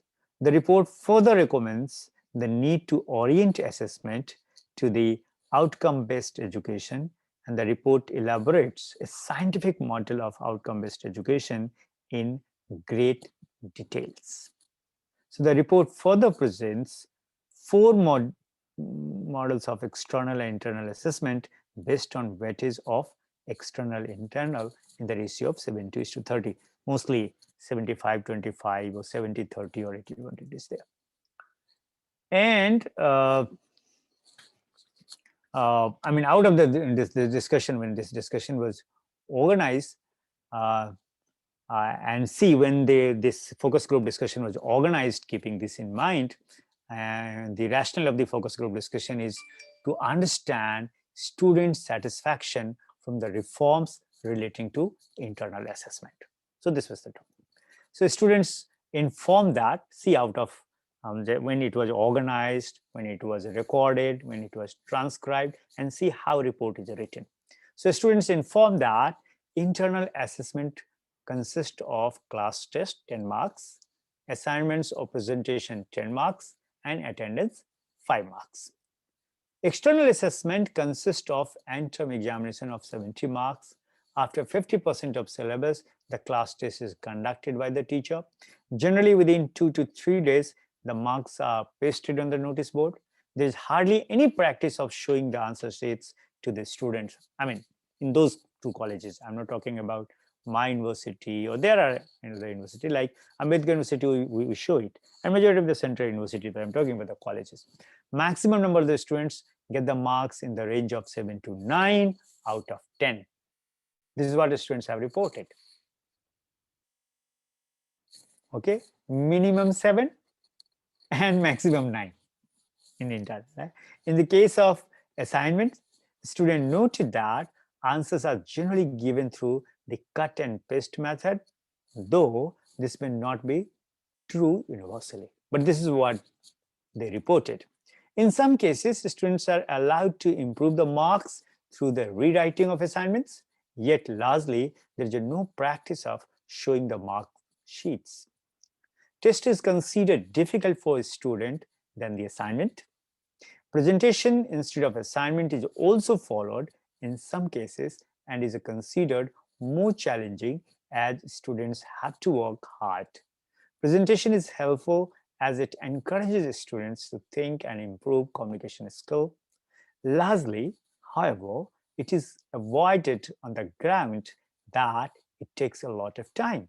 The suggestion of the student was that class tests should not test the memory power or bookish knowledge. Class test as well as assignments should relate to application of knowledge.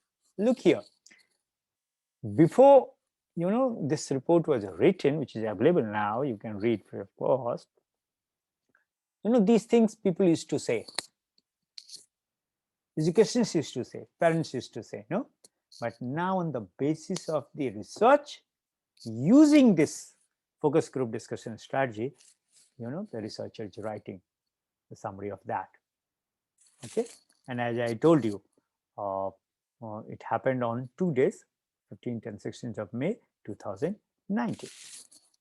Well, so external assessment at the end of the semester of 75 marks, because the pattern of question continues to test the memory power of the students. Hence, if the internal assessment also tests the memory power of the students, they argued, they means the group argued, of what use is the continuous assessment, except the fact that students are engaged throughout the semester and finds no time for many co-curricular activities and extracurricular activities. I mean, we education people don't use extracurricular activities. We find everything is the co-curricular activity. It's true, but they were the, economists and others, so they have written this language. Students feel overstretched throughout the semester with overloaded syllabus. Nothing has been written here on the basis of what people think, but on the basis of what that group has reported. Current generation students look for, so now the researcher is saying, current generation students look for varied undergraduate experience with peers in the college, not limited to the theoretical knowledge. And then see further how, after the discussion is written, I'll give you another example. There are diverse groups of students with varying opinions. There are students who favor the continuation of internal assessment with a great innovation in terms of quiz, group discussion, poster presentation, activity-based assignments, internship opportunity, peer reviews, etc. Students reported when they were asked, what do you think, how internal assessment should be organized, conducted, which could evoke interest in learning. Students said this. There are students who pointed out that Syllabus at the university level is a fixed, and teachers find it difficult to incorporate any change. I mean, in all, not on, in all universities. I would like to share with you an example. When I was with the Central University of Himachal Pradesh, Dharamshala, as a dean, we had decided that 20% of syllabus you can modify as a teacher. 6 months before, whatever, because there every teacher is allowed to develop his or her own syllabus. Suppose there is one paper and taught by 3 assistant professors, all the 3 professors will have different syllabus. We did a lot of innovative, uh, uh, exercises there. And then once head and dean has approved it, because it doesn't go to the Board of Studies School Board, even then 20% of the syllabus you can anytime change. Whenever need arises, or whenever you think, oh, this paper should have been included, or this book should have been included, or this idea should be included, you can do that. Anyway, let's see what the students have said. Students have said that teachers find it difficult to incorporate any change in the syllabus. For example, teachers taught GST, although question was asked on value-added text as per syllabus. Students also noted that to realize the benefits of internal assessment teaching practice should also be made attractive.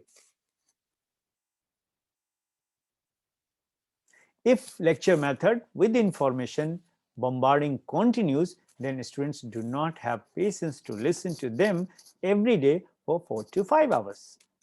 Ultimately, they lose interest and prefer to watch YouTube videos, prepare for certain certification, and attend to coaching for competitive examination. This leads to absenteeism in the class. The fear of cut in marks due to non-attendance then leads to managing the relationship with the teacher. Teachers generally are liberal in granting attendance. In practice, so as to avoid any problem arising out of non-attendance of students leading to ineligibility of students in examination. Just see. And this is the case, and this came out in the discussion, group discussion only, where the venue is Shahid Bhagat Singh College, Delhi University, and College of Vocational Studies, Delhi University. Now, if the same thing is reported in Bihar, people say, oh, why it is happening in Bihar and UP? But see, this is happening in the heart of the capital of India. The university, my alma mater, because my all, 4 professional degrees, bachelor, master, MPhil, and PhD, all from University of Delhi, there only.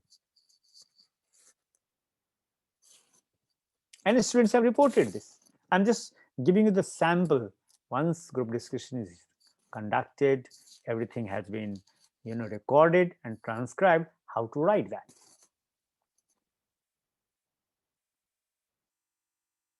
Okay. I mean, certainly I can go on and on, right? But lastly, I say, therefore, an important question arises. Should internal assessment be abolished? Currently not. Students are of the view that, this was question, when this question was asked, see what they said. They said, students are of the view that internal assessment should encourage students to explore the creative learning that provides them useful opportunity in life. I'm not saying.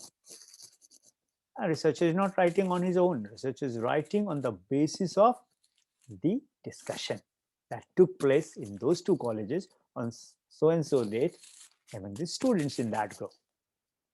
Further, see what students have said.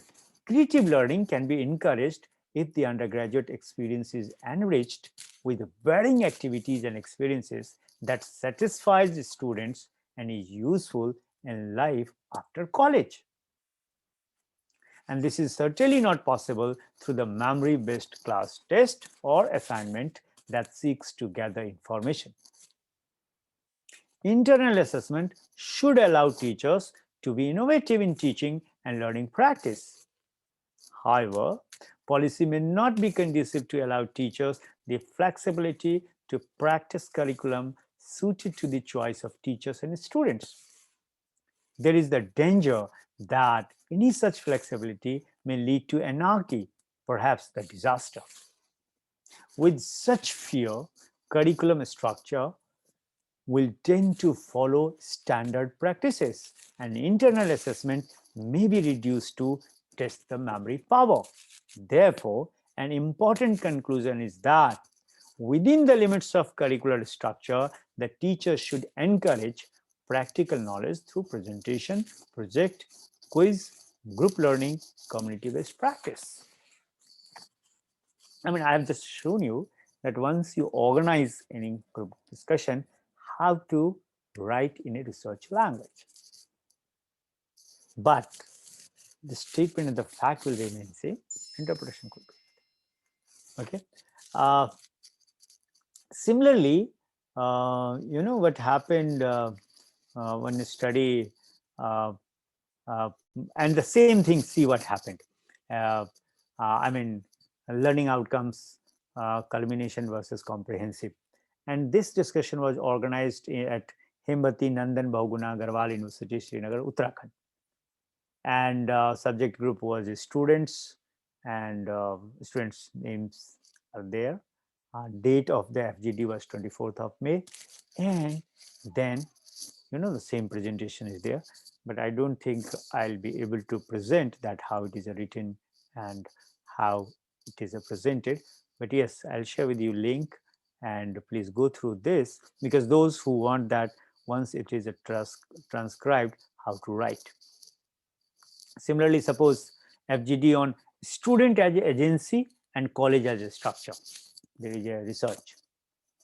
I repeat, student as agency and college as structure. And when he was Damodar College of Economics and Commerce, and then the rationale was written, and then the background was also given, that suppose a group of 35 students studying at the undergraduate and postgraduate level, a question was posed. For example, what is your level of satisfaction from the college on a scale of 1 to 100? The average level of satisfaction was calculated to be 72, and this may be considered rather high level of satisfaction. A further question was posed to the students after the students who do they want to become. All 35 students give an answer which ranges widely from becoming a sport person to run a business, to become a bank manager, to joining teaching profession in the college, to become lawyer, etc., etc. So the student answer range was between 60 to 90%. It means that in terms of their understanding and taking into account the knowledge gained. Now, if that's the fact you have collected on the basis of the questionnaire, you can organize a discussion and you can write. Right? So FDG was conducted in a college to understand student as agency and college as a structure in its interaction. And the whole report you can write on the basis of that, taking sample or the group as a sample in the different locations of the country. Similarly, I have the example because,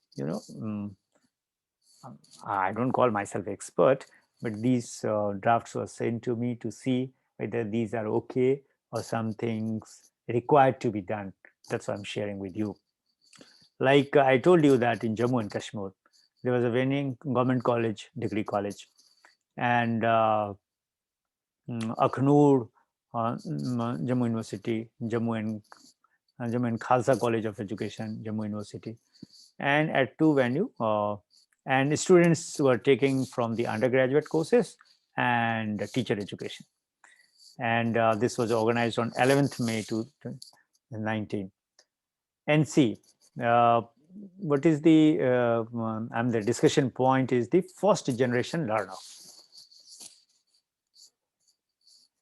Now, so see how you should write. First, you should write the rationale of this. So when Paul Freire wrote The Pedagogy of the Oppressed and presented the literacy solution in terms of pedagogy that liberates one from the oppressive structure, the context was different. In the second decade of 21st century, there is a much awareness for study higher education. The students were the first generation learners, pass out from the school and search the college in nearby locality to fulfill the dreams. The state government reach out to the rural areas as and when resources permit them. Government Degree College, Akhnur, established in 2005, is one such college with 2,000 students, 33 permanent teaching faculty, 100-bed hostel coming up. And this college attracts students from border area with Pakistan. Uh, Sumit Sharma says, I came across this, researcher is writing because I came across this student Sumit Sharma who comes from a village so and so, from so and so, etc., etc., etc. And then writes, traveling first 6 kilometers on foot, then reaching back home by spending the equal number of hours. Another student, Arti Devi, comes to the college from Kotmayara on a scooty traveling 30 kilometers in an hour.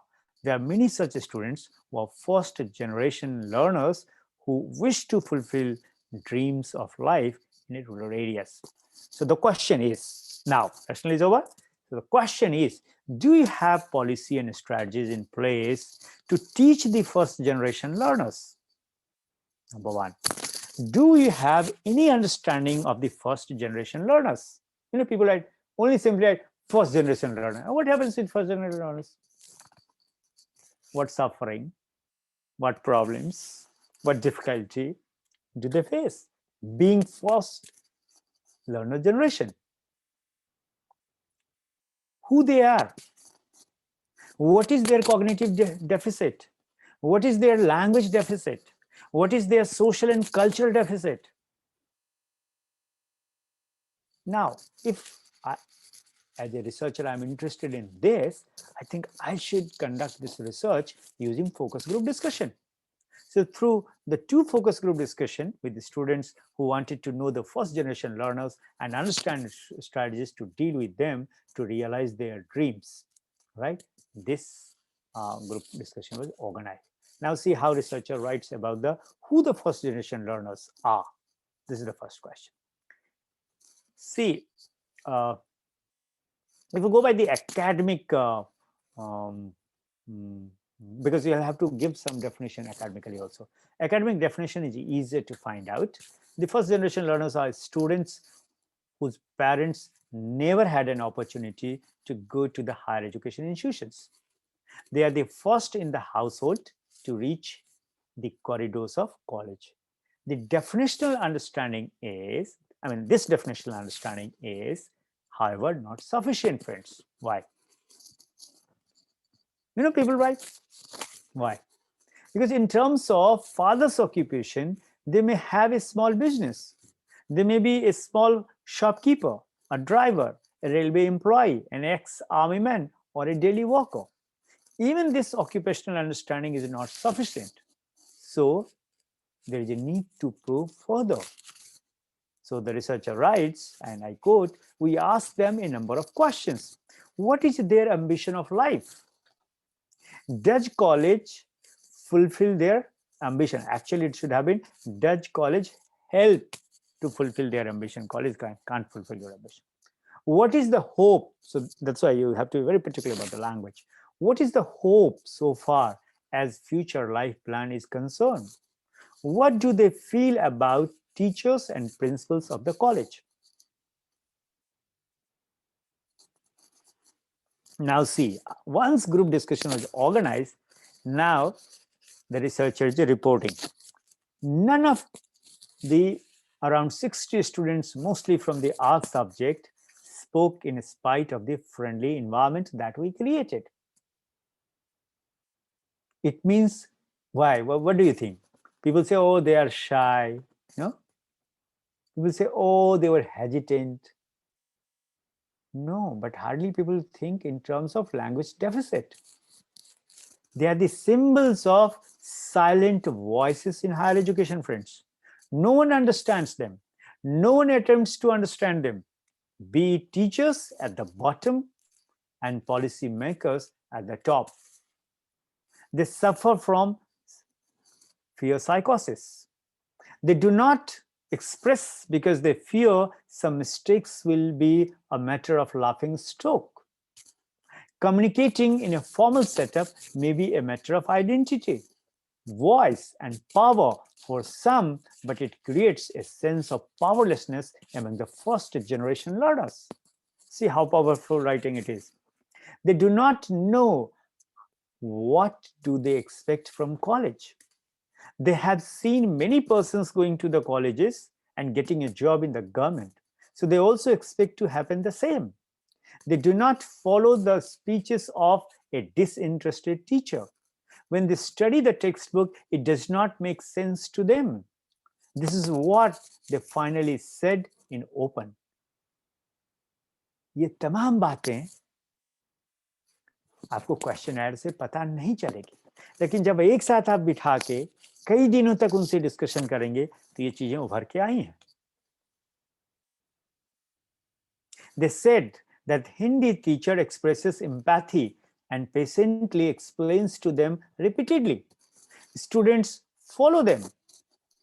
They ultimately revealed to us that they are weak students, and so far as book knowledge is concerned, they somehow passed out from school and opted for the soft options of studying some humanities subjects, social science subjects, notwithstanding the fact that some student, 1 out of 60, was from science stream as well.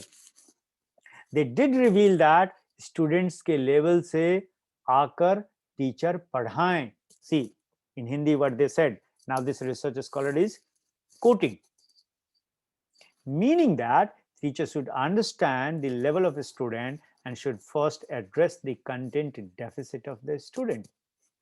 But how to address the content deficit in a given period to hundreds of students in a given time is a challenge for a teacher. Teachers themselves do not know what teaching method will enable them to address all the deficits, content deficits, language deficits, and above all, friends, cultural deficits. हमारे higher education में सब important ही नहीं है. But see what students are saying. And why such kind of study and reporting is important? Because higher education clientele is changing. In many rural colleges, there is a dominance of first generation learners, friends. In urban colleges, there is a mix of students from rural and urban setup. आप दिल्ली में चले जाइए, Saint Stevens, Hindu college और बाकी जो north campus के colleges को छोड़ देंगे तो जो दिल्ली के आउटस्कर्ट्स पे हैं उस सब में मिक्स पॉपुलेशन है. There is a diversified group of good or weak students. So the agency of a student, and if the college environment is conducive, the students of different backgrounds grow together. But a rural setup where there are majority of students from first generation learners, how do they grow? There is perhaps no way to know how will they adapt to the standardized curriculum made at the top of the university administration. All universities in India follow certain standard syllabus made at the top of the university administration. ये देखिए ये analysis है उसकी, researcher की. Reporting तो हो गई. सो 3 तरीके से आप कर सकते हैं.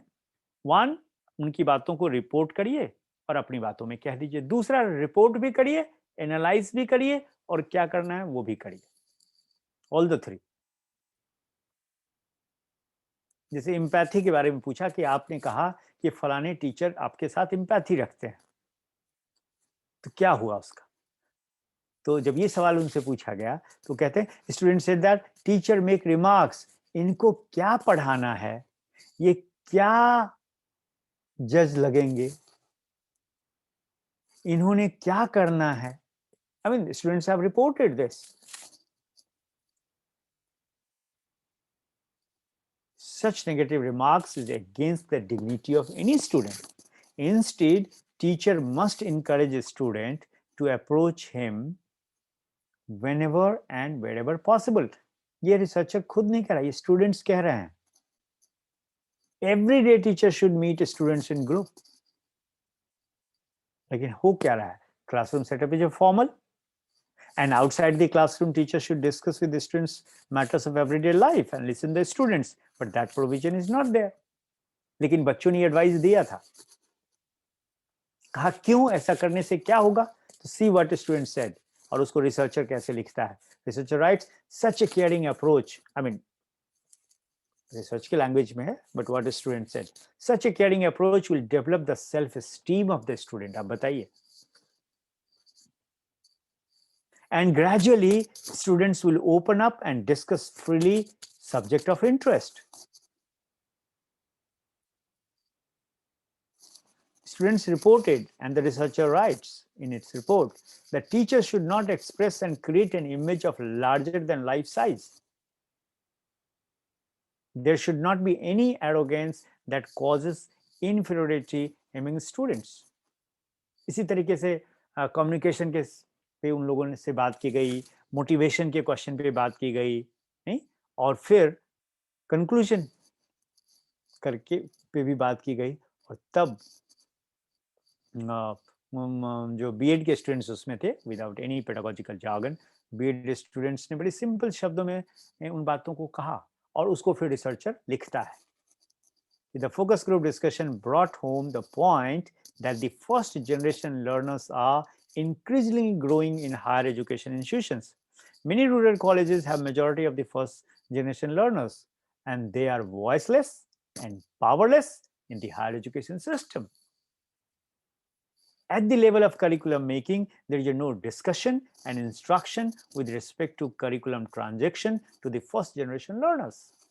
Such indifference at the higher level, higher education level, needs to be put up with. The students were of the view that the teachers should actively engage with the first generation learners. They should know who they are. They should remove the fear among them. Teachers should empathize with them. They should develop their confidence and also develop their capacity to communicate. By gradually motivating them, the first generation learners can grow and feel empowered. This is simple but powerful message of students for the first generation learners. Therefore, a proactive policy towards this end is much desirable. Can you imagine? और भी बहुत सारे example हैं, but I would like to stop. Can you imagine कि ये लिया गया agency और स्ट्रक्चर को लेके हायर एजुकेशन के. Why I have shared this with you? Because you will be not the first one who will be doing this, or I am not the first one. People are doing.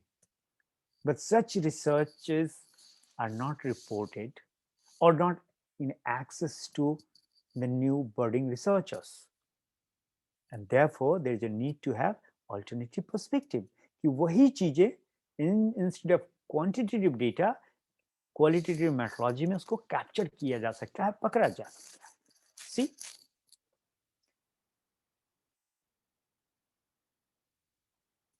So I have a few studies more, but friends, time is up. So I would like to stop here, and it is over to the organizer, and I would like to end this.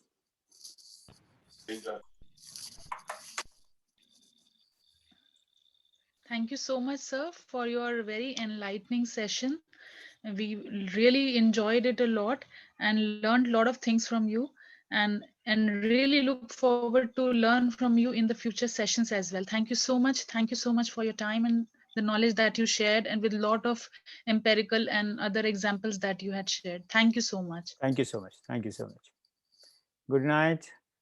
Good night. I'm leaving.